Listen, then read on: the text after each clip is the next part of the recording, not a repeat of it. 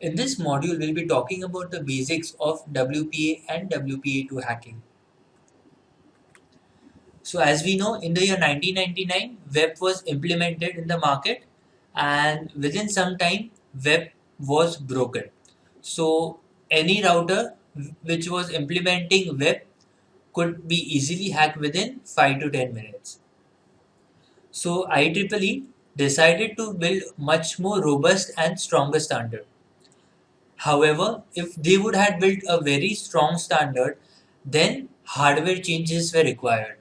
But during that time, lot of people had already bought the web-based router. So what they decided to do is they decided to make a temporary solution which was called WPA. One of the advantages of WPA was hardware change was not required. However, disadvantages it is not very secure. WPA stands for Wi-Fi Protected Access, and it was built on top of web. However, it used TKIP along with the RC4. So the people who were using web-based routers, they just had to upgrade their firmware and they would have got WPA. So WPA is still not hacked, but there are a lot of attacks which are targeting WPA nowadays. So as it was a temporary based solution, after WPA, IEEE built WPA2, which was a long time solution. And this is what we use in most of the routers nowadays. One of the disadvantages of WPA2 was hardware change was required.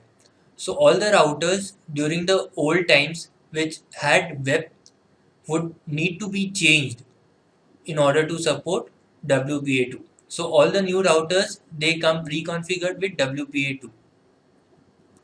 One of the significant changes was WPA2 used AES along with CCMP. So TKIP and RC4 were scrapped and newer and much more better encryption algorithm were implemented. It is considered very secure, and WPA2 nowadays does not have a proper vulnerability through which it can be hacked easily. So one of the ways where WPA2 can be hacked is when a client connects to a Wi-Fi access point which is based on WPA or WPA2, there occurs a four-way handshake with the router. If we manage to capture this four-way handshake, then we can run a dictionary or a brute force attack on that handshake in order to recover the key file. Now the catch is that we have to run either dictionary or we can also use brute force type of attacks. Now the problem with that is it can take from minutes to even years to crack, and some of them can not be even cracked in a lifetime.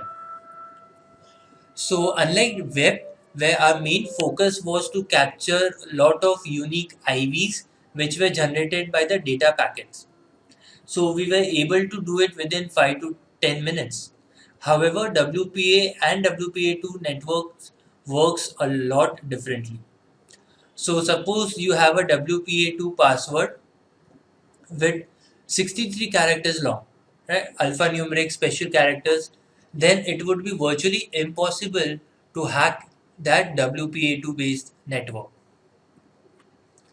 So if we look into the computational part, a 25 character password with alphanumeric and possible symbols also might take even hundreds of years to crack. So our only hope is that the client or the victim is using weak password, and that is the only thing that we expect. So if the victim is not using weak password and is using a very strong password, then it would be impossible to directly attack the WPA or WPA2 based networks.